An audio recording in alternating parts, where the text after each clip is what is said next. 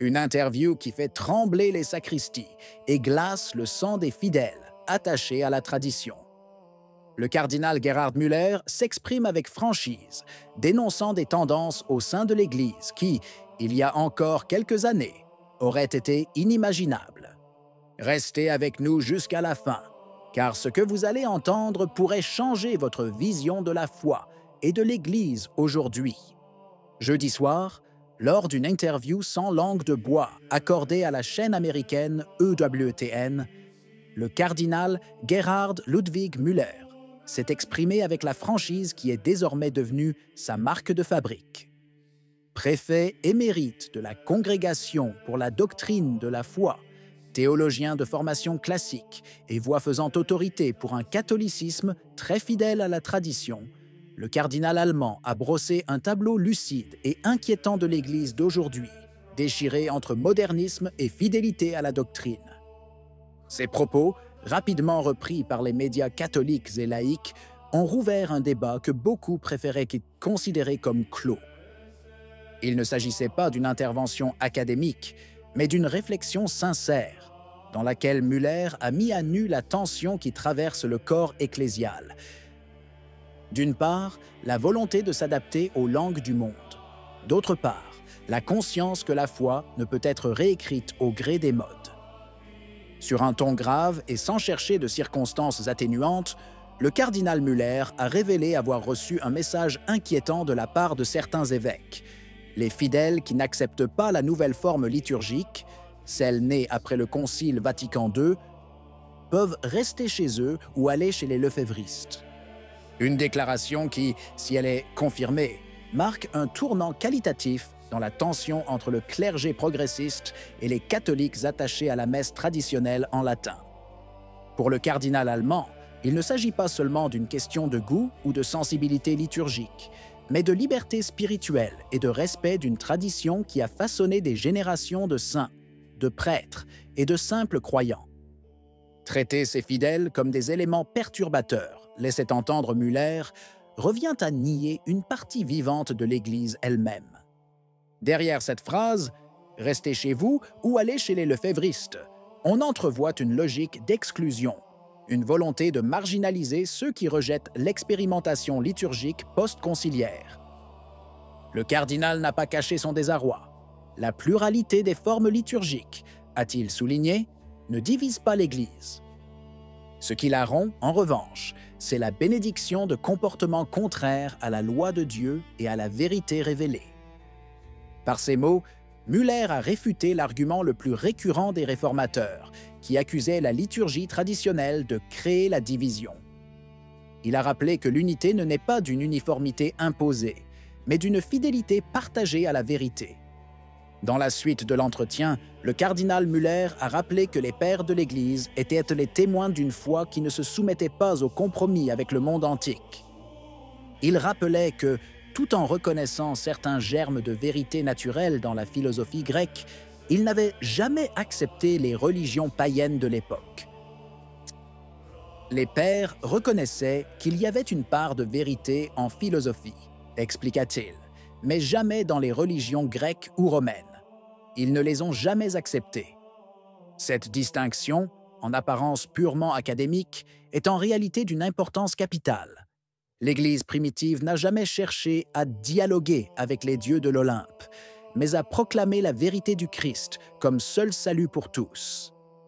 Müller dénonçait ainsi une erreur de plus en plus répandue, celle de penser que toutes les religions sont également valables et que la foi catholique devrait se limiter à être une parmi d'autres. À une époque où le relativisme est devenu une vertu publique, ces paroles résonnent comme un appel à la clarté.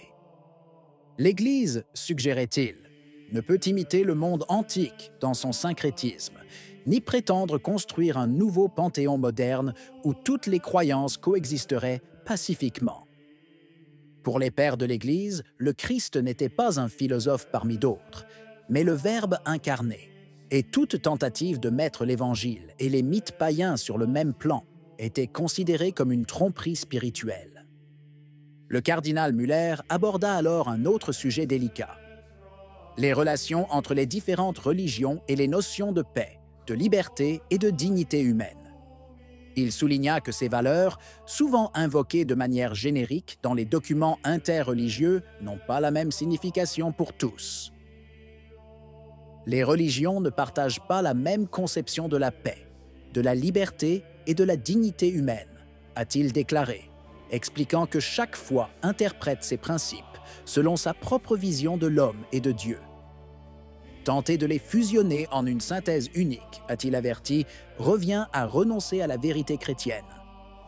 D'un ton sévère, il ajouta « Nous ne sommes pas tous frères », une référence claire à l'expression popularisée par certains milieux progressistes qui interprètent la fraternité de manière purement humaine et horizontale. Pour Müller, la véritable fraternité n'est pas un fait sociologique, mais elle ne naît qu'en Christ, le Fils de Dieu fait homme. L'idée d'une fraternité universelle indépendante de toute foi, suggérait-il, est une forme d'humanisme séculier qui se présente comme pacifique, mais finit par nier la révélation. Dans ces propos, nous percevons l'inquiétude de ceux qui voient dans la théologie contemporaine une dérive vers le naturalisme religieux, où le nom de Dieu est invoqué pour justifier une coexistence sans vérité. L'Église, a-t-il rappelé, ne peut être une des nombreuses religions du monde, car elle a reçu la mission d'annoncer l'unique Rédempteur. Avec sa clarté doctrinale habituelle, le cardinal Müller a ensuite réaffirmé l'impossibilité absolue pour les femmes de recevoir le sacrement de l'ordre. Il a déclaré qu'il est contraire à la foi catholique de penser qu'à un certain moment, des femmes puissent être ordonnées, réaffirmant que seuls les hommes peuvent devenir évêques, prêtres ou diacres. Il a implicitement précisé qu'il ne s'agissait pas d'une question de discrimination culturelle ou de vestiges patriarcaux, mais d'un principe théologique ancré dans la volonté même du Christ.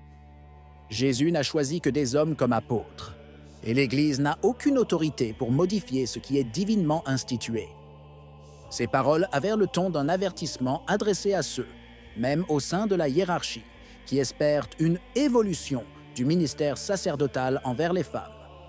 Müller a rappelé que l'Église n'est pas propriétaire des sacrements, mais leur gardienne, et modifier la nature de l'ordre reviendrait à rompre la continuité apostolique sur laquelle repose toute la structure ecclésiale. L'égalité entre les hommes et les femmes, suggérait-il, ne consiste pas à effacer les différences voulues par Dieu, mais à reconnaître leur complémentarité. Toute tentative d'imposer un sacerdoce féminin trahit l'idée même de sacrement, la réduisant à un rôle social plutôt qu'à un signe de grâce divine. Qu'en pensez-vous? Si la vidéo vous a plu, laissez un commentaire. Amen. Que Dieu vous bénisse.